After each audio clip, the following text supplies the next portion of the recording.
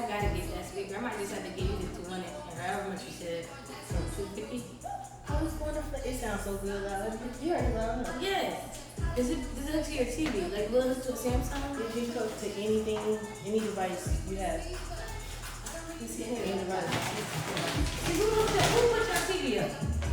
His coworker's uncle. I need your phone because my dude did a box job. And it don't look good. The wires are short and stuff. Yes, but he put holes in my walls. Oh no. Oh, you see. He put holes in my walls and put this thingy over the holes, but they're still wired. Like, it's still showing. You're gonna have to get that corrected, cause then you're gonna have to cover the holes before you move out. Well, yeah, I didn't know about cause you have holes in yours, right? You did the holes. Just in the back, with the ones you can't see. Right. You did it in the back and at the two at the bottom, which is cool because all I gotta do is go to the front office and get the paint. Yeah, that's easy. But yeah, it looks terrible. I'm just very not pleased, upset with how it looks. Is it even? The TV? Yeah. Yeah. What's he talking? I paid him $150. Damn, and it ain't right. Nope. I told my You sister. found him on Instagram? No offer. No, he in my first apartment he did a good job. So I just don't know what. Huh? Same dude. Yeah. Same company. Yeah. So I referred to my family members, great. They was like, oh, he did so good. But then he came back to my place. I think it's because I told him I ain't want to date him. I don't know. He just was like, get you. I ain't giving my all. That fucks me up too. Everybody, I need to do your job. I need you. Yeah, sunshine me, I know, like $70, $60. I need his info. If he can correct somebody else's mistake. I can send pictures. I'm gonna give you shit. So you Yeah. I'll send him pictures and so you can see if he can fix it. Cause I'm telling you, my apartment about to be OD. I got bought some shelves and stuff, and spray paint. I'm gonna spray paint the shelves because they're What's up, white. Chad? We talking about money. Like I bought like a cute little, what is it called? Like that. Like what you got on your TV? But it's white. I didn't buy it. My aunt gave it to me, so I spray painted black. It's floating. Oh, so you it's hang it. look You gonna good. mount it or you gonna leave it? That thing like you have, Yeah. I'm gonna put it behind my sofa because I have it. Remember how my sofa is? Y'all remember how? You like money, huh? We about to talk about it and let some people join real quick, and then we're gonna dive into some good questions. You gonna put it behind it? Yeah. Talking about how we survive on the grind, how we take care of business. How it is. But it's dope. Like if you used to put that like on the side of your, like say your section and go like that, you put that right there. Okay. Yeah. Alright, I can see it. Make it like a bar. I can see that. I'm excited though, girl. I've been going to Goodwill. I like Goodwill. You can always find some good Projects. stuff. You just gotta look. Yeah, I found these dope bar stools in there, but they was already sold. The lady was going to get her car. Oh damn. Too late. A minute too late. You ever seen like a tool cart like back in the day when they had it's like metal and then you get your tools in it and it rolls around? I seen one of those on offer up. I want to get it because I could turn that into like a liquor bar. DIY. Yep. Paint your shorty. So far it's just me and Chad in here. Trying to wait till a few more people get in here.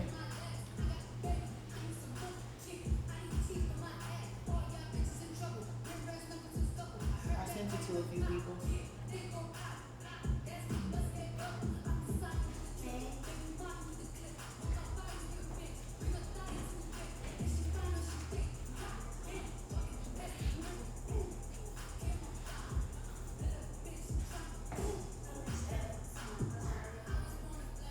Now for real, like I'm not joking.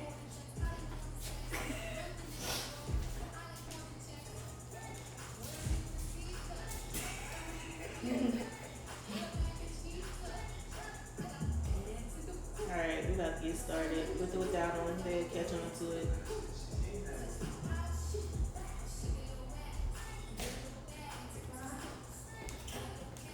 What's up? We're just waiting for a few people to get in so we can talk about some questions, kind of answer some of the things that people usually speak and think about when they talk about money. How y'all doing today? We was live a little earlier. We had some questions coming in. You're more than welcome to post a question if you have a question for us in regards to money or financial situations.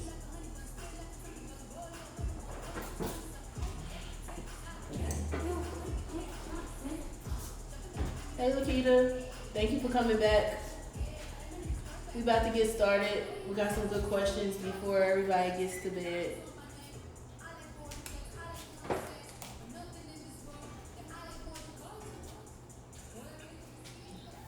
All right, you want to get into it, Bree?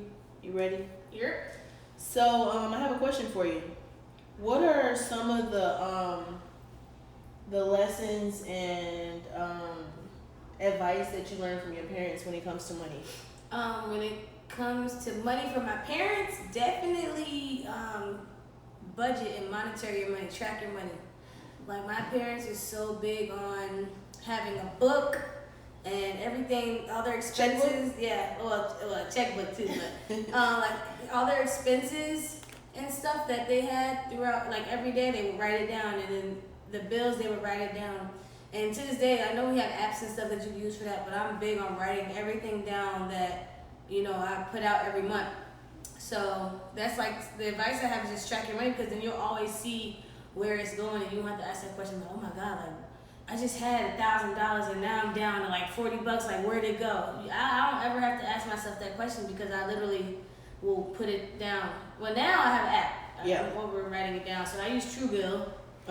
And it kind of helps. Every Keeps swipe you on my in line. card, it keeps me in line. It tells me exactly where I went, exactly how much I spent, how much I spend the most on throughout the week, and the least on, just all that. So just budgeting that was like to me the best advice I could get from, you know, my parents. So Chad asked us, and I'll tell you what I've learned from my parents, but I don't want to let the question get forgotten. He said, how do we balance what we consume and what we produce? You kind of got to be strict on yourself and dedicated to all the things that are important to you. When you put your priorities in order, for me, how I balance those things is I line them up from what's the most important to the things that are least important. The things that are most important, those things are always taken care of. They're always seen attention to. The dedication goes into those things, and the things that are more that fall more on the least important side, they trickle in at some point, because you start to juggle all of those things. However, you know, the attention is still on the priority, and usually the results from that is definitely stability for me. Yeah. It's a lot of shit that I kind of just don't put too much attention to, and the reason why is because I don't want it to be part of my downfall. Does that make sense for you as well? Yeah, like he says, how do we balance things that we consume versus the things that we produce? So, Yeah. like, for example, and I don't know if it is relative to what you're asking, but for example, if I know that I have something that needs to get done, or I have a goal financially, for example, I need to get my MacBook fixed because I'm about to start, you know, I'm producing an online store and stuff like that. I need my computer fixed, period. So now, instead of me going on Uber Eats and ordering Busy Bees every week like I do, I'm cooking a lot more. I'm being cautious about what I'm cooking. And it's kind of like mentally, I'm like, all right, Bree, don't go spend $40 at Busy Bee, because you need to put some of that money to go towards your laptop. So maybe you should get some chicken, cook it with some veggies. That's what, $10 you feed 2 people for 2 days. Like, didn't I just tell you to cook some pasta yesterday? Exactly. So it's just like, that's how I balance it out. I just kind of think about what's more important. Like she said, what's more important. And then the things that I know that I can cut out, I will, because I have a certain goal to meet financially. So. Yeah, and I learned to not spend so much money on like the leisure that doesn't bring me anything but just a killing, like a robbing me of my time. If it's just like some club shit or just some outing that has no purpose, I cut a lot of that out. We girls, so we get it for free anyway. That club and leisure stuff. Well, a lot of the club stuff we get it for free. Yeah, that we do have that advantage. Yeah. It's a blessing. Thank God. So I do want to ask you guys a question. Feel free to join in and just kind of put your answer up there if you want. I'm keeping track of all of. You can pour yourself some more wine if you like. Yeah. Need that. But I do want to ask you guys what retirement looks like for you. What retirement looks like for you. Bree says she wants to retire about 40, right? Yeah. And then I said I want to retire maybe 50, just considering my age now. I think about 50, but we both agreed that for us, when we do decide to retire, we definitely probably would still be working just to keep busy. But retirement, you know, for us looks pretty early. But The earlier the better. we can't speak for everybody else. Like, throw out y'all number. When do y'all ideally want to retire and will comfortably, you know, do it and gracefully do it? Because, you know, sometimes when you do it, you like, I don't know. Because like I said, my grandfather, he decided to retire, but he still works because he likes to be out the house. You know, so he's still out there. Throw some numbers out there. Come on, y'all. When y'all want to retire. Right.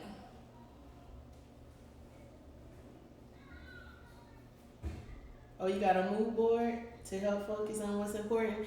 Oh, A mood board. What is that? a mood board, is that like when you yeah, like a vision Oh. board. Yeah. Oh, So, yeah. with your stuff on 50, you said about 50. Yeah, that's what I said, about 50 for me. Bree gonna clock out a little earlier than me, but I said about 50 for myself as well. Yeah. Hi, Jalen. Look. That's right. Tell us. What's happening? Oh, so you're a photographer. That's, man, you're going to be able to do that forever. You'll be able to do that at 70, 80, 90. You'll be able to do that at 100 years old, as long as you know how to work your camera and your fingers work well, man. That's a timeless talent. That is a timeless talent. You know how some people physically will not be able to do some of their talents when they get of age. Me, I ain't gonna even do hair when I get 80. You're gonna have carpal tunnel. Hands gonna be like this. You are not gonna be able to twist a dread. You're gonna be like, Hey, but I will be able to press shit from a computer, okay, baby? Yeah, The so- product. yeah, and that's why you gotta create something that's going to ultimately take care of your future, because when kids are involved and you're responsible for maybe a younger sibling or something, you have to think of cool and new creative ways to help, Right. you know, fund your future and not just your now. And so, do y'all think that there's ever a price amount that you need to have a kid? I know the answer to this. Well, I think I know the answer to this. We already discussed this already. Do you think that you should have a certain amount of money before you have a kid? We personally think it's more of an investment with patience and time and love and where you at mentally. Of course, you need some money to take care of a kid too, but I don't think your financial status should decide Right. ultimately if you're gonna have a kid or not. It depends on the type of mental that you have and where you at. Cause you know they got some people in foreign countries who don't even have 2 dimes to rub together. Who got For 8 real? kids and they're doing a damn good job. Doing it good. That's why I said, like, the Indians out there, they're, you know. What is it? I'm laughing at you. Oh, the Indians for real out there with one cloth over their body, out there holding 2 babies on their breast, a baby on their back, and are they a bad mother? No, they're doing an absolute great job, and they're looked high upon in their tribe because they're taking care of their kids, and their kids are gonna grow up and be great. Yeah, because I hear all the time, you know, when people like, oh, I don't have no money for no baby. But is your mental ready for a baby? Right. Is your lifestyle ready for a baby? Like, it's other questions that should come to mind before you automatically cancel out if you're going to have kids because your financial situation is fucked up at the moment. Look at Precious. She took care of them 2 babies. She and her great grandmother helped take care of great grandma. Had no problem. Her mama was the asshole, but her great grandmother took care of them babies, and she had a dime. Okay, she had still a bucket of chicken. a prime example too. I know it's a movie, but it really stuff like that really happens in real life. Like, let me tell you, and not to say like some people, most people who might put their child up for adoption or things like that. It's not even so much that they don't have money. It's mentally, emotionally, they're just not ready, or certain circumstances. And I don't put that on anybody that decides to put their child for adoption or get abortion, things like that. But honestly, I think that nobody financially would be ready for a kid. Like, no, because they have billionaires that have kids, but if they didn't want the kid and their mindset wasn't ready for it, yeah. The kid was doomed to be in that household anyway. There was this story I was looking at actually, and it was this rich couple. They both had their PhD, and they planned to have their child.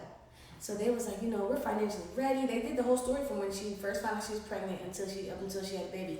So I think it was a month before she had the child. She found out the baby had it's a really serious rare, something like that. It's a really serious rare disease that the baby has to. Like, basically has zero chance of living. But the baby decided, God decided to let the baby live. But now, mind you, the bills was almost up to like hundreds of thousands before the baby turned 1. And the parents never thought in their life that it would cost that much. So you can't never say that they had money, they was ready. Like, oh, we planned for this child, we have money, we're gonna. The patience that goes into having a sick kid. And they put all that patience in there, and their child still, has the disability, but they're taking care of it. But money, after they found that out, money was that wasn't the issue. It was like, okay. And it comes down to the support that you have in your life too. If you have an ultimate support team in your life, I didn't say ultimate, an awesome support team in your life, good friends, good family, you'll be okay. Right. All of that comes to play. You can't just automatically just think, oh, don't have the money, can't do that. It's possible. Right. There's ways to get around it. But I thought I should ask that because automatically people resort to money in their mind when you think of kids. Like, or prepping for kids. They're like, nope. So I did want to ask that. Does... Who said that? Chad. Gang. Also too, I wanted to ask y'all, do y'all feel like material things defines you? Do you feel like the more material things that you have that defines your success or your wealth? I don't think so. I think black people know how to make everything look good. We can fix it up. Right. We don't have a quarter. We can make it look good though. So. Seriously. But I don't know, thumbs up or thumbs down, do y'all think material things defines like your success and your status? Not at all. I agree. I don't think it defines us. I think, our image is important in how we portray or how we want to look in the eye of others and people around us, but I don't think you have to have material things to have status or to be labeled as a boss. Yeah. It's how you think, how you talk, how you move. It's bigger than the money you have. That's like my mom be telling me, because my mom, worked in the hospital, and she said like the highest paid doctors would pull up in the 1970s Honda Civic with no problem. Yeah. Shoes all rugged, everything, old watch, old outfit. Yeah. Go home to $1 million house. But the material things that they have is at no importance. They'd rather spend it on investing in their family, where they live at, traveling. And I'm like, man, I want that mindset. Yeah. Well, I have that mindset. And I don't be out here trying to like, look, if I can get something for a lower price, I will. Trust and believe. I'm not gonna go spend $800. Yeah, the splurge is real. And like I said, I think with black people, like we said earlier, I think our culture, we splurge the most. Yeah. I think other races do it too, but I think black people, we splurge the most because we want to make sure we can brag, we can show out and really top the next nigga, which is sad because ain't none of us rich. So when we out here splurging with all of our material things, we look kind of stupid because at the end of the day, we can have all of the material things, but if we don't own a home, we still behind on our car note or whatever the circumstance may be, we kind of look like clowns. Right. Well-dressed clowns. And, you know, like Gilda said, she said flex is a trend right now, and that's all. You know, Yeah. I ain't trying to keep up with it, you know. Some people are, though, and in our, I just think it's more of a thing with Black culture. We definitely try to keep up with the trends, and that's why a lot of these fashion houses are so rich, because we Yeah. buy all of that. They don't want us in there, but they want us in there to buy it. So they Right. tolerate us for that 30-minute transaction. They like, come on in, buy some shit, niggas. Right. And then You want the scarf with the belt? Right. You want the shoes with the purse? Like, they'll force the sale because they know we're gonna buy it and we'll go in debt to look good. And going in debt to look good is trash. I agree. Dollar B said, not him. He said he just want to live. I just want to live comfortably and be financially stable. Right. I feel that, brother. And so, also too, I wanted to ask, because we're not gonna go live for too much longer, because I know, you know, we ain't held y'all for an hour already. But I do want to ask you guys, is money the root of all evil? What do you think? Thumbs up, thumbs down. Is money truly the root of all evil? Which way you with it? Right. Is it the root of all evil, or, you know, or is that just something that we hear and it's just something not real? Yeah, you're right. The older we get, the more we realize flexing it ain't worth it. Flex with your stocks. Flex with your business. Flex with the results of the grind.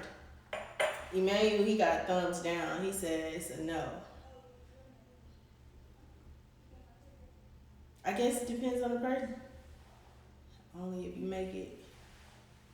Yeah, it is the root of all evil. If you make it the root of all evil. And like we were talking about before we got off, so many people are afraid to loan out money to people because they've been burnt and screwed by somebody who's kind of ghosted on them or kind of disappeared after they loaned them. So when they have a friend that will sincerely pay them back and will look out for them, they don't want to loan out no money because they like, nah, I remember what happened to me. So,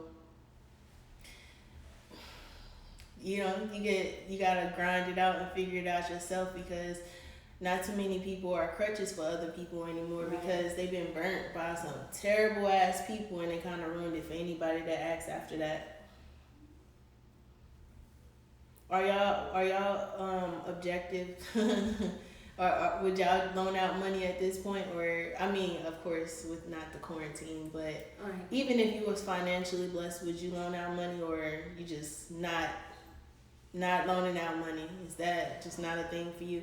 My aunt, she told me she just don't loan out money. Even if she had it, didn't have it, she just not gonna loan out money at all. She don't care what her financial situation is. She just don't like to deal with having to ask for her shit back. So she just chooses not to loan it out at all. Dollar B said, I have plenty of friends that owe me. They can keep it. I just move on. Let me borrow some.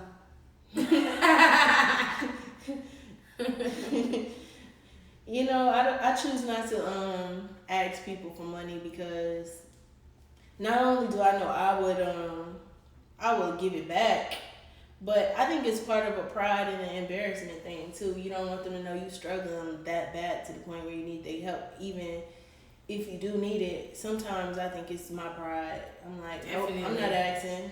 Definitely a pride thing. I've always had like that. I don't even want my parents to know. Yeah. Yes. See, I can't ask my mom for money because she doesn't have it to give. But even if she did, I don't even think I would ask her, because I think it's a pride thing, because she thinks I'm always in a great position. Same and I think here. it would be more of an upsetting thing to myself and my character and just my whole aura, because they're like, damn, what happened? You doing so great. Right. When you just live Wednesday? When you drinking wine? Did that cost? I don't like to answer those vulnerable questions. Right. So the few times that I did ask for help for money, I really needed the help real bad. Right. I mean, it was back against the wall. Marcus said, never loan. You never get it back. That's what I Better said. off giving out love. That's what I Yeah, said. I can give all the love, the Right. love. No money. You give like you never gonna get it back. Yeah, don't expect it back. It's life. Everybody need help. Just pay it back, and you can come back. I know that. That's the golden rule. If you prove that you can give it back, and you a stand-up person, and you stand on your word, they'll love to give you money again. You're right. I got a personal loan shark. I ain't even gonna front with y'all. My god sister, like when I was graduating college, like I told you, like I know I get money every week, every day.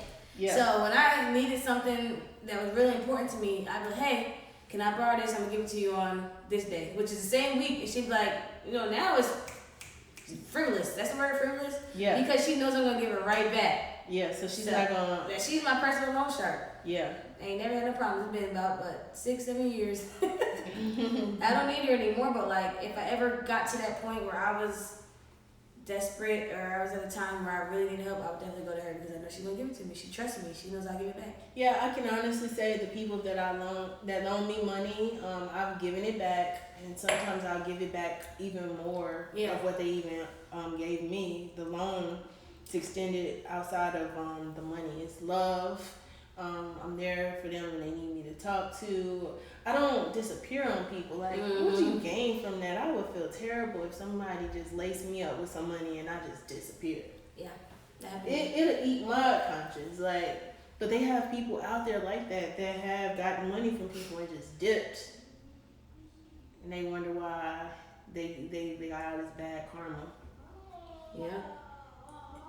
Which is trash. I wouldn't do that. It's the wine. So I'm over here like. Also too, I wanted to know, this is the last question I want to ask you, Bree, unless they have some questions for me. Would I know the answer, I think, because I know you. Okay. Would you do anything totally against your morals and values to become rich? If something was put on the table for you and you get a huge financial gain from it, would you just be like, and it's gonna go against your morals? No. Heck no. I'd rather be living under the bridge than get to do anything for money. Sell my soul and all that. Nope. Yeah. I bet you I'd be happy under that bridge asking for 5 cents. Like, no. And there's some people in this world that have got offered opportunities or some things that put them in some compromising positions. Yeah. But they got a huge payoff. Like some things like porn. It's some things that you wouldn't even think of, but people get into it because they're like, it's quick, easy, fast money. Right. But would you really, so if somebody came to, I'm not saying you, but if somebody came to you and they like, oh, I'll give you $10,000 to do girl on girl porn. No. And then you like, $10,000, and how long? And they're like, we only need you to film for an hour. That film is never going away though. At all. It's gonna get leaked. I wouldn't even take the money to do it with a nigga. Yeah. Nope. I know someone that had a situation similar to They took it? Yeah, they took it, Oh, and wow. they live in regret about it. Yeah, because now the money's gone. Of course, the money went quick. Yeah, but that video is definitely in the archives.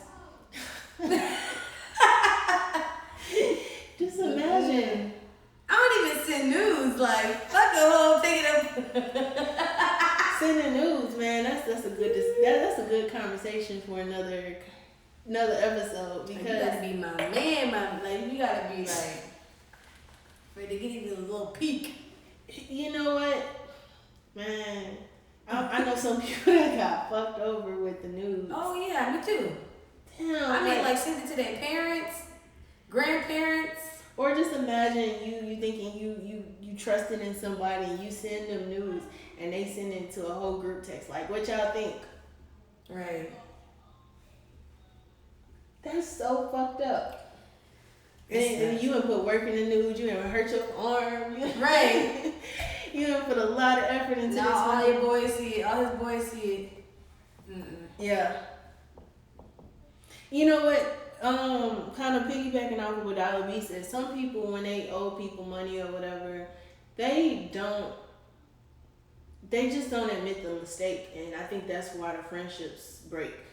Because the trust is like gone out the window, and it's just like, I don't fuck with you no more. I can't even think of you without putting something negative attached to it, because people will ruin the friendship because they don't communicate.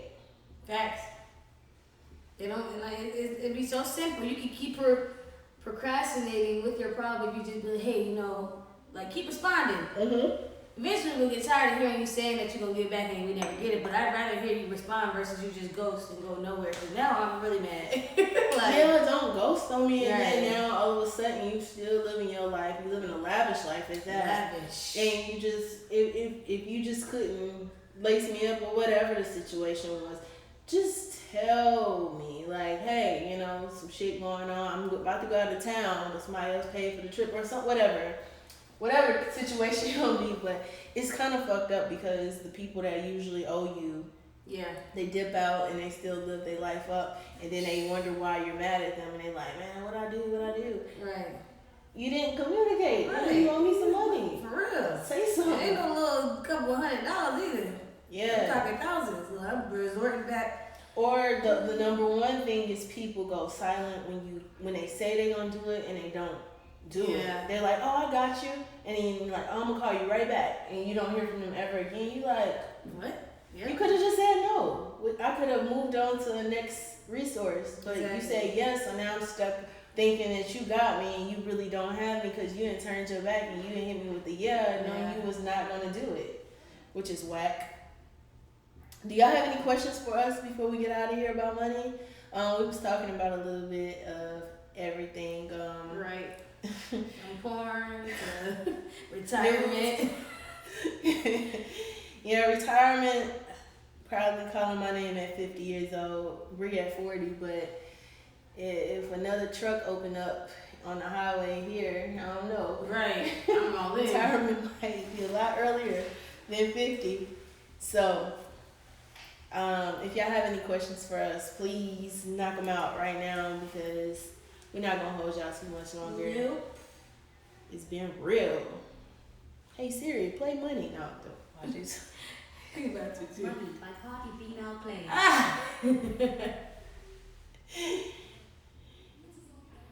I knew I was gonna do it too. I was watching something on TV, and the person, the actor, was saying, "Hey Siri," and Siri was like, "Yes, I'm listening." Oh. I need to look. It's huh? Right. Do y'all have any questions for us? I see a few people. Y'all still in here. Please tell me what y'all got on your mind. I know. Look. Right. If y'all have any questions for us about money, let us know. We're going to be exiting in a few minutes. Let us know. All right, before we do get off, Bree, though, tell them about what you got going on since you're on the grind, a woman of many grinds. Promote yourself. There you go. Okay, so guys, the past couple of years, I've been working on a product line, and I recently connected with a chemist in Los Angeles, and we're working on my first product, which I wanted to be something that my clients ask me for the most, which is something that they can spray on their hair every day consistently to help with, itching or odor, or just, kind of like something that has an antibacterial in it. And so I'm working on a leave-in conditioner, and I've been keeping in steady contact with the chemist in Los Angeles, so just stay tuned. I'm going to get some samples in, and that's when I'm really going to start. Once I, agree to the samples, that's when I'm going to start promoting it hard on my hair page, on my page. So just stay tuned, because, it's actually starting to come into play, my plans. There you go. There you have it, people. Hair care coming real soon. She's always on the grind. For me, Wind It Down is going to be every week. Once it gets extremely big, it'll be one of those things I do every other week, because I do still have a job. I'll definitely, hey Marty, I'm going to really kind of put more pressure into working and excelling in the area of the tech world. I know that sounds crazy, but I just think it's something that I always liked. But working for Apple, a lot of people don't even know I work for Apple, so now they have it. But working at Tiffany's and juggling from Apple to the difference between, you know, jewelry and technology, it's two different worlds. And I like to be in the front and, you know, help the people when it comes to jewelry, but when it comes to technology, I'd rather be more in the back, dissecting the phone versus trying to sell you a phone, if that makes sense. Dalby has a question. I said questions. A question. Can you have a long distance relationship? Yep. Bree says yes. Absolutely. I think it just comes with dedication and if you really feeling that person. If you and that person are connecting on a mental level and y'all can communicate that and really be honest and be okay with the distance, I think it can happen. But if the trust is not 100%, even if it's at like 90%, you need it at 100% to even weather a long distance relationship. It comes with the trust, and it just comes with showing and proving. If you know you saying something and your actions reflect that, it's probably gonna work. Mm-hmm. But if you telling that person one thing and then they see your actions a little bit different, it's gonna be a joke to them, and they won't put you as a priority. They'll be like, "Oh, he cool or she cool or whatever," but you're not gonna really be serious about it because they don't see no results from it. If you say you're gonna do something for them, do it. Don't say you're gonna do it and don't do it, because they gonna remember that you didn't do it. So they gonna keep it cool with you, like, "What's up, homie? What's up, homie?" But as soon as they don't see results from the things that you say and put out there, that's when maybe we should talk about relationships again on another episode. I think relationships is one of those things. Yeah. Yeah, so you just gotta show and prove with those long distance situations. Show and prove. If you feeling that person, if it's just words, it don't mean shit. Right. But who am I? I'm not a therapist. I'm just a girl trying to figure it out. But I think that concludes everything we got to talk about with money. We talked about a lot of things. We didn't talk about we did kind of talk about stocks and everything. We talked about a little bit of everything. Mm-hmm. Tell a friend to tell a friend. And be sure to get into episode number 12 next week. Don't know what the topic is going to be. Don't know anything about it, but I hope that you're a part of it. It will be lit. And we're about to eat this pizza that looks real fake, but it's real. Yeah. If you guys don't know, we're missing a slice from earlier. Yeah. And we were drinking two different wines. We were drinking two different wines, so we feel pretty good. You feel good? Episode 11. What's up? That's my manager right there. What's up, Jeff? Mr. West. Mr. West. Siri, play Mr. West. It didn't do it. Alvin said, "Give him a slice of pizza. Here, buddy. Take it all. There you go." Quarantine got me messed up. Everybody gonna be I fat. gained like 4 pounds. Yep, 4. All right. Well, thank y'all for joining in. I'm gonna post this one in a second. Appreciate y'all. It's been real. Bye.